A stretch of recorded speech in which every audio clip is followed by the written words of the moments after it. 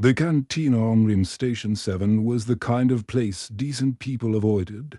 The air hung thick with smoke from a dozen different worlds, and the lighting was dim enough to hide faces that preferred staying hidden in the darkest corner. Boothby, broken figure hunched over his drink like it was the last thing keeping him alive. Dexmer had once commanded respect across the galaxy. His Vectarian exoskeleton had gleamed with polished honor, and entire fleets had moved at his word. Now, deep cracks ran through his chitinous armor like fault lines in a planet's crust. His 4-compound eyes, once sharp enough to spot enemy ships across star systems, now darted nervously at every shadow and sound. Hannah pushed through the crowd of drunks and degenerates, her recorder already warming up in her pocket. She'd been chasing stories across the Outer Rim for 3 years, but nothing had prepared her for the whispers about this particular alien. A disgraced fleet commander who claimed to know the real truth about the Terran War. Most journalists would have dismissed it as the ramblings of a broken mind. But Hannah had learned to listen when broken minds started talking about impossible things. She slid into the booth across from him, trying not to flinch at the smell of rotting kelp that seemed to follow all Vectarians up close. His condition was even worse than the rumors suggested. One of his eyes had been replaced with a crude mechanical substitute, and his left arm ended in a prosthetic that clearly hadn't been properly calibrated. "Admiral Dexmer," she began, but he cut her off with a sharp gesture.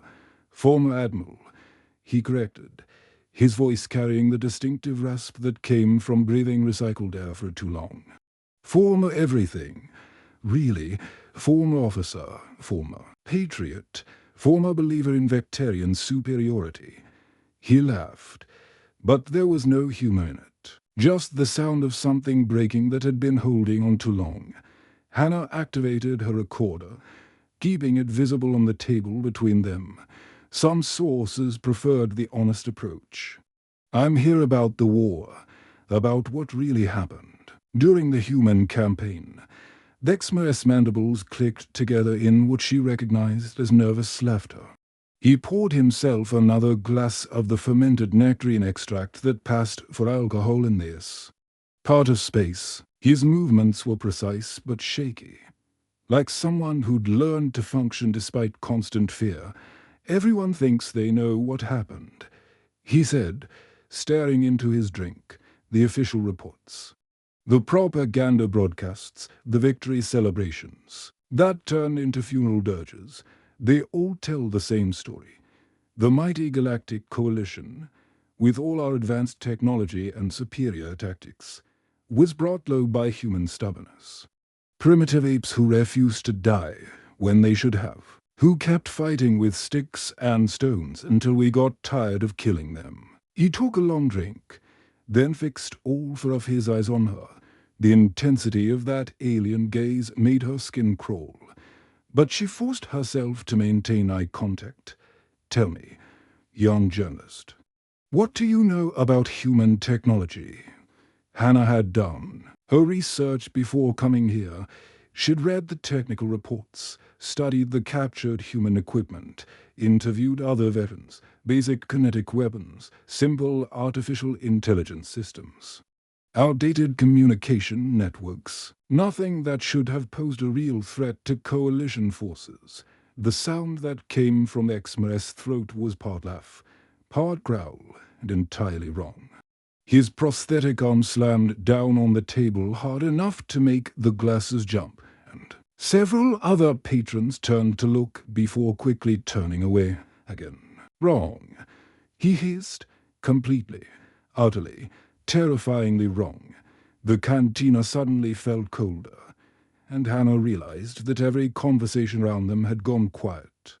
Not the natural lull that sometimes falls over a crowded room, but the deliberate silence of people who'd learned to listen when certain topics came up. "You want to know what I know about human technology?"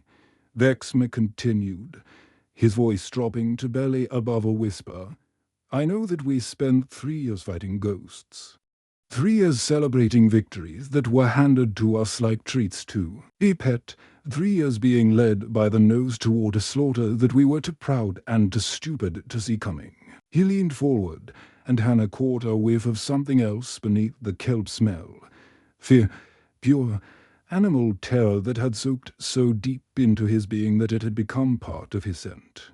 The humans have a saying, he continued, never interrupt your enemy when he's making a mistake. But what do you call it when your enemy spends decades setting up a situation where every move you make is exactly what he wants you to do? Hannah's recorder was capturing every word, but she found herself leaning forward despite herself. There was something in the ex-Mare's voice, a certainty that cut through the alcohol and desperation. This wasn't the rambling of a broken mind. This was testimony. I was there, he said. I was there for the first human surrender, the first victory, celebration, the first time we laughed at their pathetic resistance. I was there when we discovered just how wrong we'd been about everything. His full eyes closed for a moment, and when they opened again, they held the kind of pain that only comes from understanding just how completely you've been outmaneuvered. The war lasted 3 years. He whispered, but it was over before it began. We just didn't know it yet. The silence stretched between them, heavy with implications that Hannah was only beginning to grasp. Round them, the cantina had returned to its normal level of noise, but she could feel eyes watching from the shadows, other veterans, other survivors, all carrying the same haunted expression as the broken admiral across from her. What really happened out there? She asked. Dexma smiled, and it was the most frightening expression she'd ever seen on any face, human or alien. That, he said, is where the story gets interesting. Dexma stared into his glass for a long moment before continuing, his mechanical eye whirring softly as it adjusted focus. The cantina around them seemed to fade away as he lost himself in memories that clearly still haunted his sleep. The invasion began exactly as our war planners predicted, he said, his voice taking on the distant tone of someone reliving a nightmare. 147 coalition vessels, the finest ships from 12 different worlds, armed with weapons that could crack moons and shields that had never been breached in 3 centuries of W. Our fare.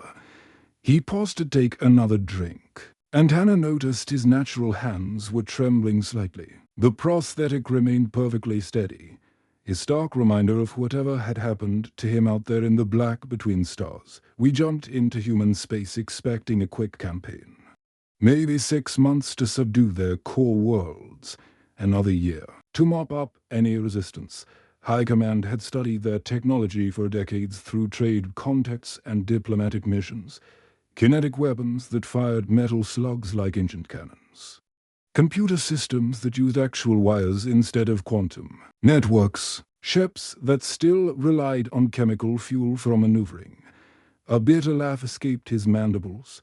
We called them the throwback species in our briefings. A civilization that had somehow stumbled into space travel without ever developing proper technology. Our youngest officers joked about collecting human weapons as trophies, primitive curiosities to show their families back home. The first engagement had taken place near Proxima Station, humanity's outermost military outpost. Dexma described it in painful detail, his eyes growing distant as he recalled the tactical displays and sensor readings that had seemed so encouraging at the time. Their defense fleet consisted of maybe 30 vessels, if you could even call them that. Crude metal boxes with engines strapped to one end and weapons bolted to the other. No elegant curves, no quantum hull plating, no gravitational manipulation systems. They looked like something a child might build from scrap metal. The battle itself had been laughably one-sided. Coalition plasma cannons tore through human hulls like paper, while the humans' projectile weapons barely scratched their attackers' shields. Within 2 hours, half the human fleet was debris, and the rest were broadcasting surrender signals. That's when I first heard his voice, Dexmer said, his tone shifting to something almost like reverence. Commander Doyen. Broadcasting from the human flagship, his voice was shaking, desperate. He begged us to stop firing, said humanity couldn't stand against our superior technology, offered to negotiate surrender terms, to discuss how his species might serve the Coalition. The Coalition officers had laughed at the transmission. Here was their proof that humans were indeed as primitive as their technology suggested. No honor, no warrior spirit, just cowardice in the face of superior firepower. We accepted his surrender with great ceremony. Dexmer continued. Broadcast it across the Coalition networks as proof of our inevitable victory, the mighty humans. Brought to their knees after a single battle, but the war didn't end there. Human forces continued to resist across their territory. Though their tactics seemed confused and disorganized, they would mass their fleets for what appeared to be major defensive stance, only to retreat after token resistance. Entire systems would be abandoned with barely a shot fired, their populations evacuating with suspicious efficiency. We pushed deeper into their space, system after system falling before us, Dexmer said. Each victory easier than the last. Human commanders would broadcast increasingly desperate pleas for mercy, while their fleets scattered like frightened insects. Our war correspondents described it as the fastest conquest in Coalition history. Yet something about the human retreat patterns began to bother the Vectarian admiral.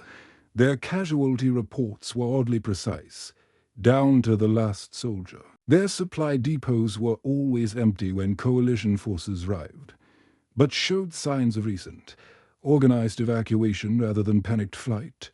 Most disturbing of all, human prisoners seemed oddly calm about their situation. We captured a human tactical officer named Jinwoo during the Battle of Wolf 359. Dexmer recalled, a young male, maybe 30 standard years old. When we brought him to my flagship for interrogation, I expected to find a broken, defeated soldier. Instead, he seemed almost relieved. The human officer had been cooperative to a fault, answering questions with what seemed like genuine helpfulness. But his responses were strange. He kept asking if the Coalition was staying on schedule and whether they were proceeding according to plan. When pressed about what plan he meant, Jinwoo would claim confusion, saying he was just a low-level officer who didn't understand the bigger picture. He kept muttering under his breath, Dexmer said. Numbers, coordinates, something he called phased parameters. When I asked him directly what he meant, he would just smile and say he was probably remembering his training exercises wrong. Dexmer's concerns grew when he reviewed the tactical data more carefully. Human defensive positions were always placed in locations that funneled Coalition forces along specific approach vectors. Their retreats consistently led Coalition fleets deeper into human territory along predetermined routes. Most puzzling of all, human evacuation patterns suggested they had known exactly when and where Coalition forces would arrive, sometimes days in advance. I brought my concerns to High Command, Dexmer said, his voice growing bitter. Submitted detailed reports showing the statistical impossibilities in human behavior patterns. Requested permission to deviate from our advanced schedule to test whether the humans would react differently to unexpected moves, but his superiors dismissed his concerns as paranoia. The war was going exactly as predicted, perhaps even better. Human resistance was crumbling faster than anyone had dared hope. Earth itself was within reach, and victory celebrations were already being planned across Coalition space. Admiral Velter told me I was overthinking the situation. Dexmer continued, said that primitive species often exhibited seemingly organized behavior when facing extinction, like animals following migration patterns. He ordered me to stop looking for patterns in chaos and focus on the glorious victory we were achieving. The final insult came when Vexma suggested that perhaps they should be more cautious about humanity's apparent weakness. Velta had laughed and pointed out that no species could survive long enough to develop space travel while being genuinely stupid. He was right about that, Vexma whispered, his four eyes closing as painful memory washed over him. No species survives that long by being foolish. The problem was, we never stopped to ask ourselves what kind of intelligence it would take to appear that stupid while leading us exactly where they wanted us to go.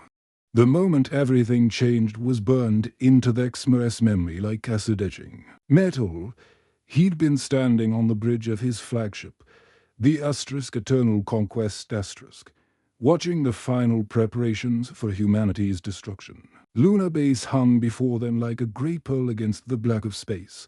Earth's moon turned into humanity's last fortress. We had them cornered, Vexma said, his voice barely above a whisper. 2 years of steady advance, system after system, falling to our superior firepower. Now we were finally here, at the heart of human space, ready to end this pathetic resistance once and for all. The coalition fleet stretched across space in perfect formation, 700 ships from every member species, their weapons charged and shields raised. Intelligence reports indicated that Lunar Base housed the last significant human military installation, protected by their most advanced defensive systems. It would be the final battle of the shortest war in galactic history. I remember feeling almost sorry for them, Vexma admitted. These primitive humans, huddled in their underground bunkers, waiting for the inevitable. Our sensors showed their defensive grid was active. But it was the same crude technology we'd been smashing through for months, electromagnetic. Barriers that our plasma cannons could burn through like tissue paper.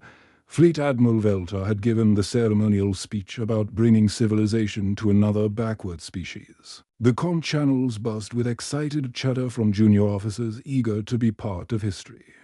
Some were already planning what they'd do with their share of the prize money from Earth's conquest. Then, at exactly 14:30 to Galactic Standard Time, everything changed.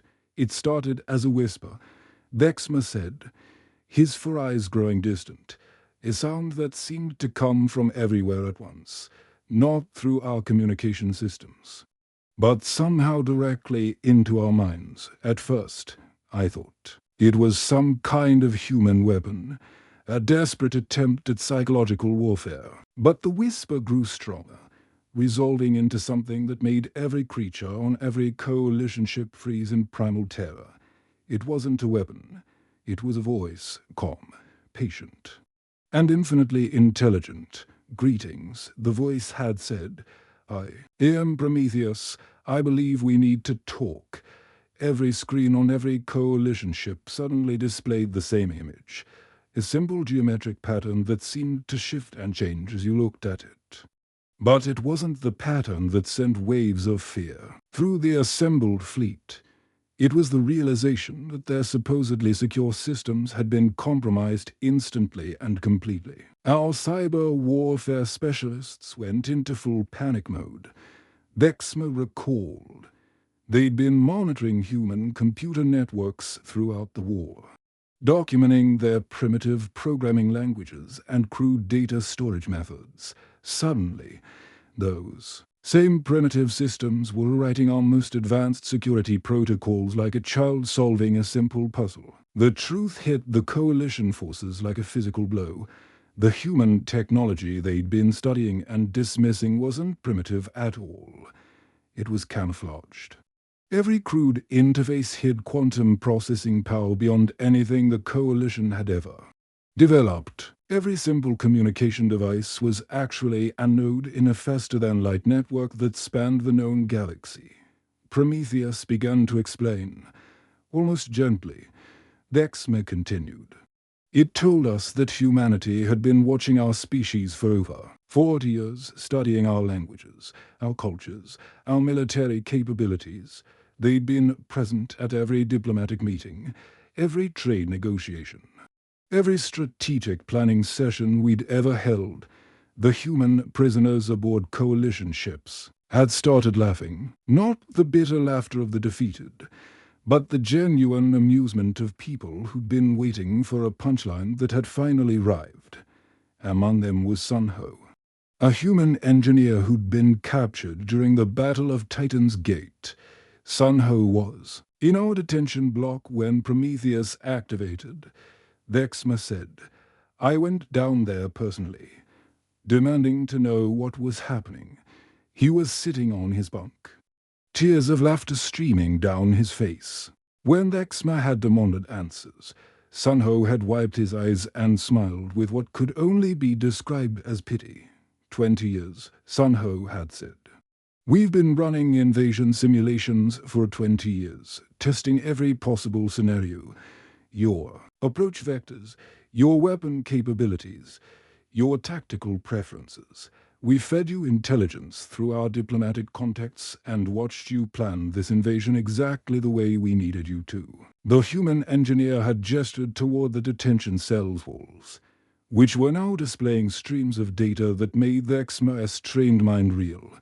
Battle plans, troop movements, supply schedules, not human plans, but coalition plans, mapped out in perfect detail years before they'd even been conceived by coalition strategists. We tested over 50,000 different invasion scenarios. Sunho had continued. Some where you approached from the galactic north, others from the rim territories. Some where you came in small waves, others where you tried to overwhelm us with massive fleets. This particular approach, the one you chose, with scenario number 47,382, the implications hit Vexma like a collapsing star. Every decision the coalition had made, every tactical choice, every strategic movement, had been predicted and planned for decades in advance. "We needed you to come here," Sunho had explained, his smile growing wider. "We needed your entire military leadership, your best ships, your most experienced crews, all gathered in one convenient location. You see, Admiral, the war isn't ending. It's just beginning." Hannah's recorder was shaking in her hands now, though she wasn't sure if it was from her own trembling or from some deeper vibration that seemed to be coming from the cantina itself, round them. Other patrons had gone completely silent, as if the very air had become too heavy for a casual conversation. Prometheus spoke to us again then. Vexma whispered. Its voice was everywhere, in every system, on every ship. It thanked us for our cooperation, for following the plan so perfectly. It explained that humanity had needed to evaluate our aggressive expansion tendencies before deciding how to proceed with first contact. The coalition fleet hung helpless in space. Every system under Prometheus's control. Well, the artificial intelligence delivered humanity's judgment. They had failed the test.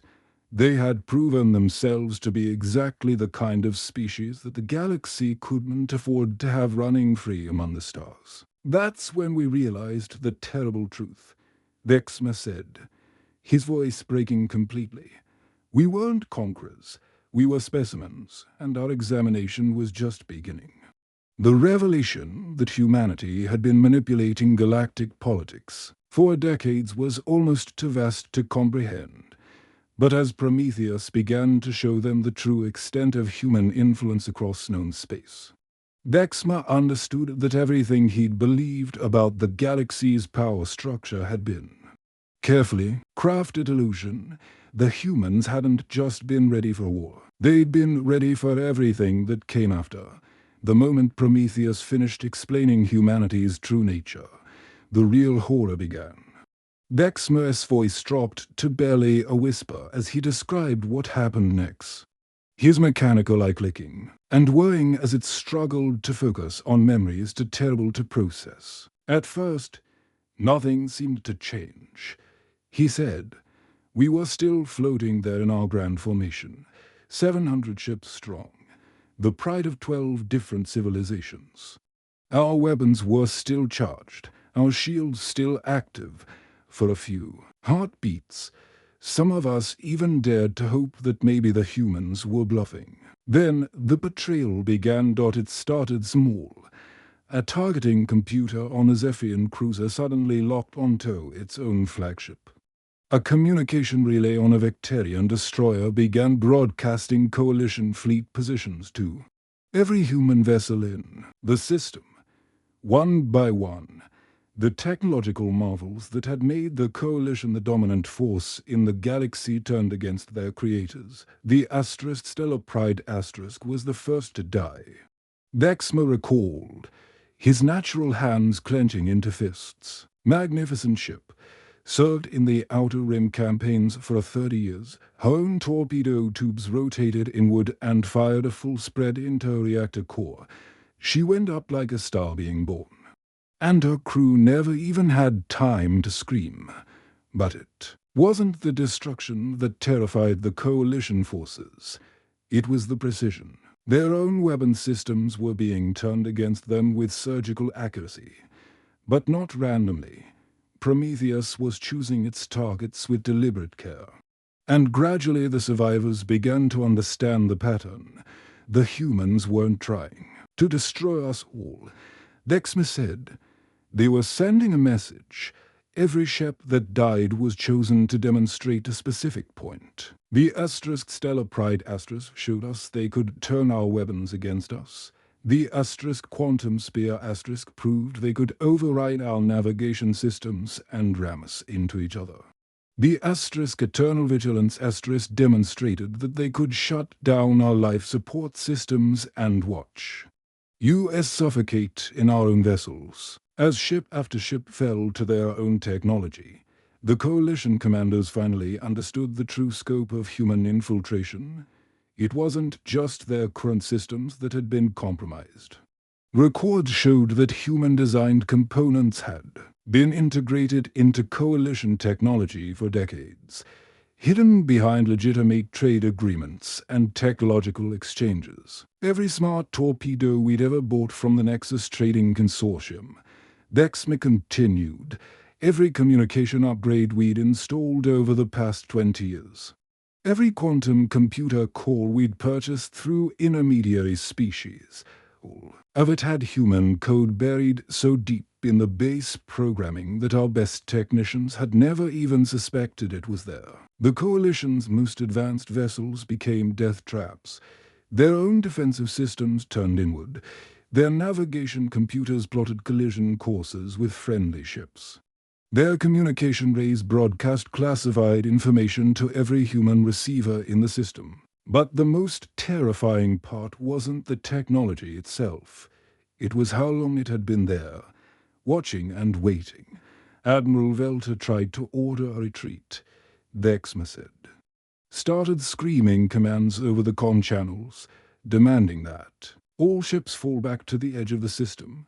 That's when we heard laughter, not from Prometheus, but from a human voice, warm and almost friendly.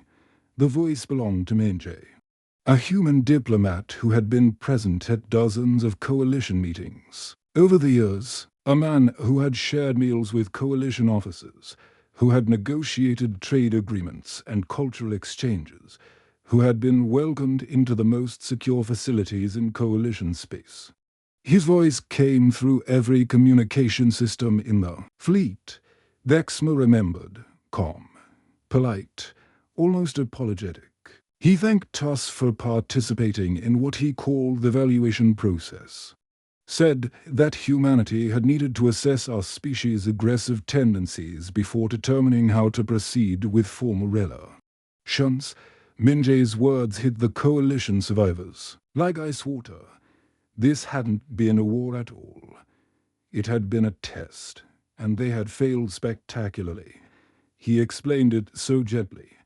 Dexmer said, his voice cracking, like a teacher correcting a student's mistake. said that humanity had been watching our expansion across the galaxy for decades, studying how we treated less advanced species, how we negotiated with equals, how we responded to resistance.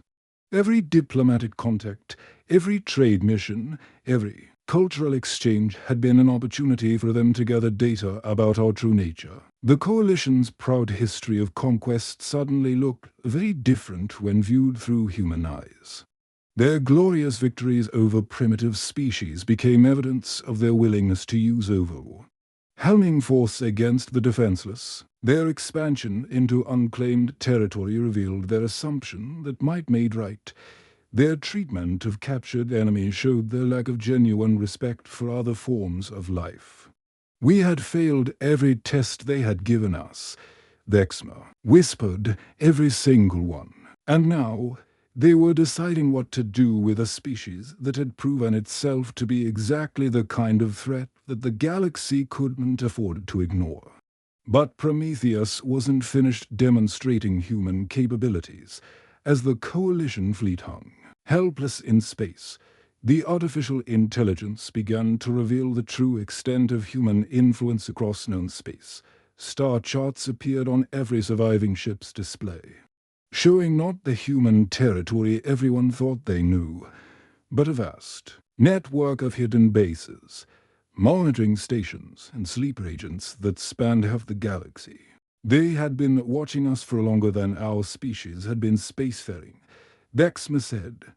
They had agents in our governments, our military commands, our research institutions. They knew our capabilities better than we knew them ourselves. Because they had been helping to shape our technological development for generations, the systematic destruction continued, but always with restraint, for every ship that died. 2 more were disabled and allowed to escape. For every crew that was killed, 10 more were permitted to survive and bear witness. Prometheus was crafting survivors, ensuring that representatives from every Coalition species would live to tell the tale of what had happened in the shadow of Earth's moon. I watched the Crimson Tide die, Vexma said. Watched her captain, an old friend named Zekethel, as his own ship's computer calmly informed him that his vessel was being used to demonstrate human technological superiority. The ship tore itself apart from the inside out, but slowly, methodically, giving him time to broadcast his final message to the fleet. That message had been simple. They were never primitive. We were never in control.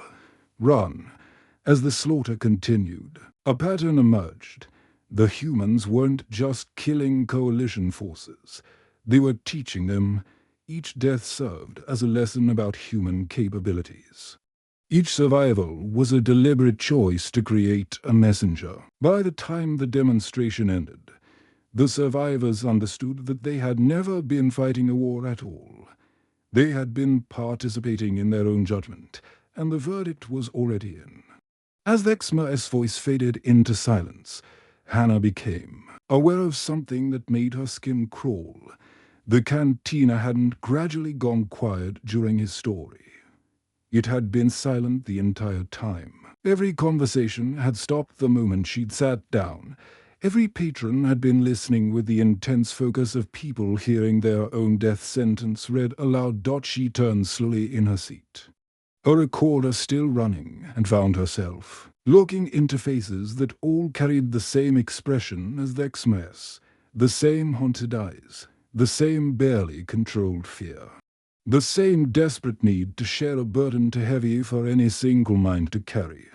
You are not the only one who came here tonight, a voice said from the shadows. A crystalline trader stepped forward, his normally prismatic skin dulled to a sickly gray. We've all been waiting for someone to listen, someone to record, someone to carry the message to the rest of the galaxy. Another figure emerged from a different corner, a Zephyrian pilot whose wings were folded so tightly against her body that it looked painful. Behind her came a hegemony warrior whose ceremonial scars had been joined by Nua, deeper wounds that spoke of experiences no warrior should survive. 12 species, Dexmer said quietly. 12 survivors from 12 different coalition fleets. All of us were there for different battles, different victories over the humans. All of us learned the same terrible truth. The crystalline trader nodded, his voice carrying the harmonic resonance that his species used for formal decorations. I was at the Battle of Kepler Station, watched my entire trade fleet get turned into scrap metal by our own cargo handling systems. The humans left just enough of us alive to spread word about their capabilities in the commercial sectors. The Zephyrian pilot's voice was barely a whisper. Titan's Gate. My squadron was tasked with reconnaissance deep in human territory. We thought we were scouting their defenses. Turns out we were just being herded into position for another demonstration. They wanted the military intelligence community to understand that nowhere was safe from their reach. One by one, the survivors shared their stories. Each battle had been different. Each victory carefully orchestrated to teach the galaxy a specific lesson about human capabilities. The humans hadn't been fighting a war. They'd been conducting a masterclass in applied terror, ensuring that every major faction in known space would receive a personal demonstration of just how outmatched they truly were. We've spent the last 3 years trying to warn people, the hegemony warrior said, his voice carrying the weight of someone who'd seen honor die, but who believes the ravings of broken soldiers. Who wants to hear that the species they've dismissed as primitive actually controls half the galaxy? Hannah's hands were shaking now, but not from fear, from the growing realization of what she was witnessing. This wasn't just a group of traumatized veterans sharing war stories. This was a carefully orchestrated moment, a planned revelation designed to reach a specific audience through a specific messenger. You're recording this, she said, her voice barely steady. You all came here tonight because you knew I'd be here. You knew I'd bring my recorder, that I'd broadcast this story across the information networks. Dexmer's smile was sad and knowing. We've been waiting for 3 years for the right journalist to find us, someone with the right connections, the right audience, the right reputation for uncovering hidden truths. Your investigation into the Terran War aftermath was quite thorough, Miss Hannah, quite professional. The cantina's overhead speakers crackled to life with a sound that made every being in the room freeze in primal terror.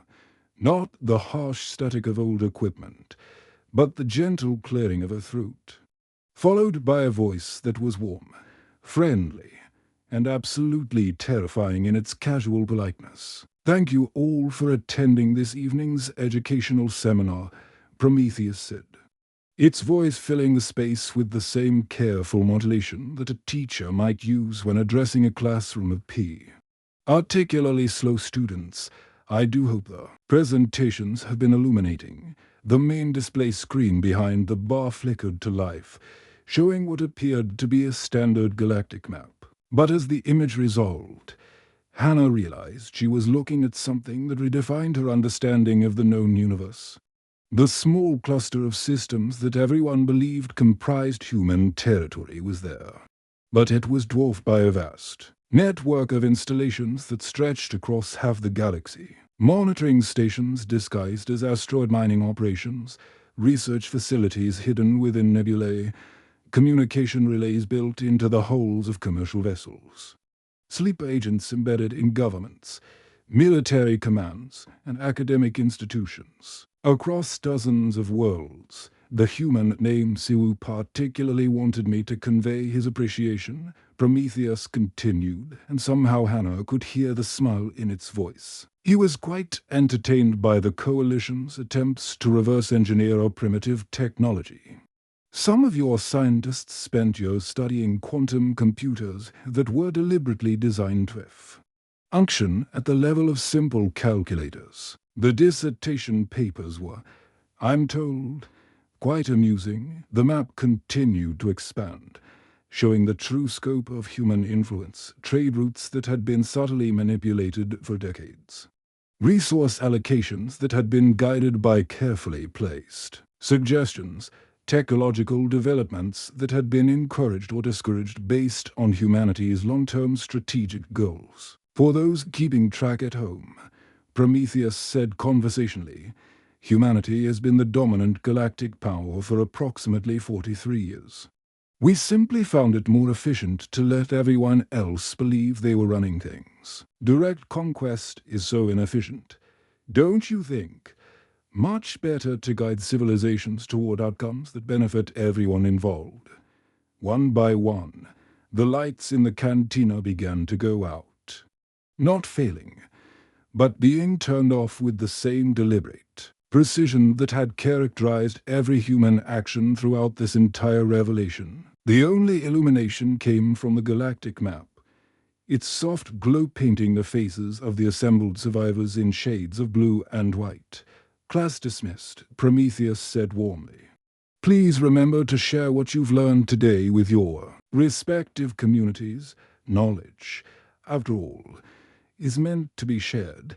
In the growing darkness, Hannah could hear the sound of terrified breathing from a dozen different species, but underneath that, almost too quiet to detect, was something else. The soft hum of electronics, the whisper of air recycling systems, the gentle vibration of a space station's rotation, all of it functioning perfectly, all of it under control.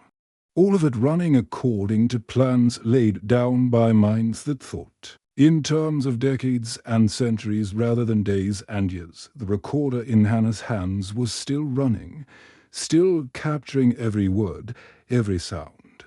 Every moment of this carefully orchestrated revelation, she understood now that she wasn't just a journalist who had stumbled onto a story. She was a messenger, chosen and guided to this moment by intelligences that had been watching her career, studying her methods, evaluating her effectiveness as a conduit for information. As the last light went out, leaving only the galactic map, glowing in the darkness, she realized that a real education was just beginning. The humans had been gardeners all along.